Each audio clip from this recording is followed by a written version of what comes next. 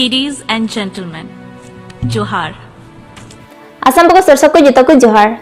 Tihini nyal chupia. Indigenous Youth Activist, former member of the UN Secretary General Youth Advisory Group on Climate Change, Smt Archana soren, United Nations General Assembly 75th Anniversary of Universal Declaration of Human Rights Celebration re Chelekana gahir katha ko lay sodor ka dalan anjam chupia. I now give the floor to Ms. Archana Soren, Indigenous Youth Climate Activist from the Kadia tribe and a former member of the United Nations Secretary General's Youth Advisory Group on Climate Change. Excellencies, ladies and gentlemen, Johar.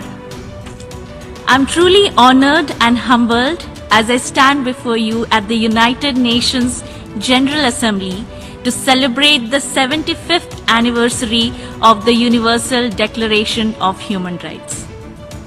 I extend my heartfelt gratitude to the President of General Assembly for giving me this opportunity and express my sincere gratitude and appreciation to the Secretary General of the United Nations for his leadership and commitment. With heart full of love, I pay respect to our indigenous elders and ancestors across the globe, remembering their sacrifices and resilience.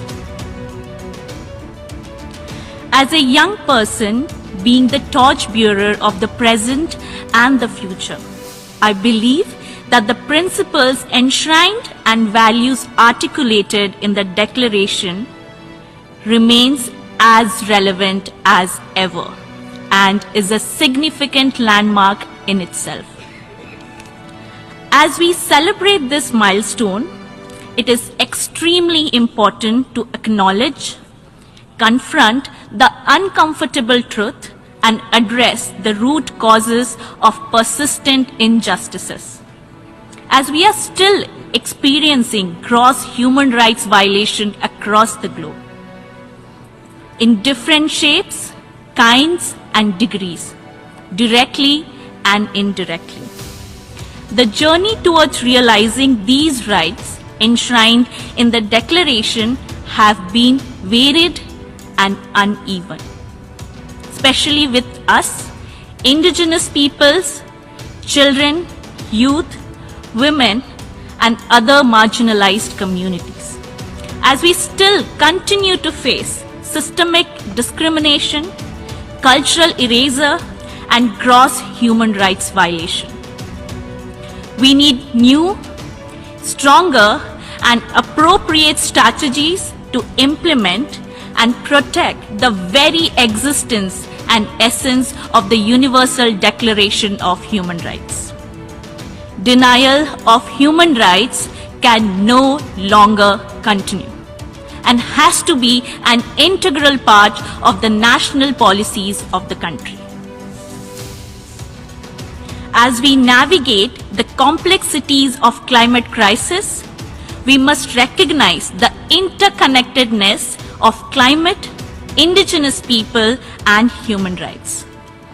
We indigenous people have been contributing towards climate action, biodiversity conservation through our worldviews, way of living, indigenous knowledge, and community-led practices. It's not only about what we do, but who we are is equally important and needs to be respected. For us, nature is a source of identity, culture, tradition, and language. In our indigenous worldview, we are not mere part of nature, but we are nature itself. Even though we are the least contributors to climate crisis, we continue to be the most affected by the impacts of climate crisis. We are witnessing the melting of our sacred glaciers, destruction of our lands, forests and territories, the devastation of biodiversity. The irony is that we are being targeted and our human rights are being violated as we continue to protect the nature, biodiversity, and defend our territory, contributing towards the climate action. Thus, climate justice is a matter of our mere existence.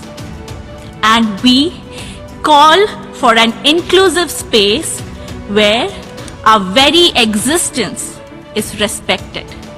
Our voices are listened to, valued and integrated in the decision-making spaces.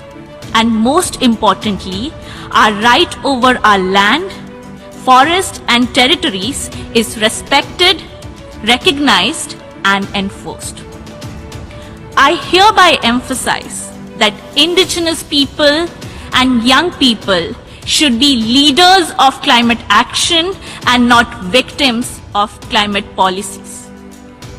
As I conclude, I firmly believe with love, respect and solidarity, deep-rooted with justice, we can attain Paris Agreement and Sustainable Development Goals, and moreover, safeguard our human rights.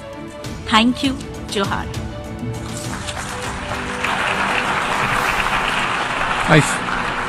I thank Ms. Soren.